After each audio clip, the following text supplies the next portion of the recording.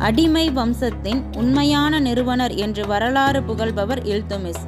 அவர் 1211 முதல் 1236 வரை டெல்லியை ஆட்சி செய்தார்.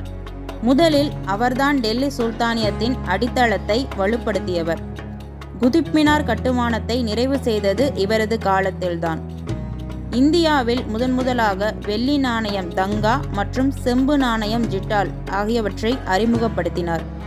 டெல்லியை அரசியல் தலைநகராகவும் மாற்றினார். மங்கோலியர்களின் படையெடுப்பை தடுத்தார்.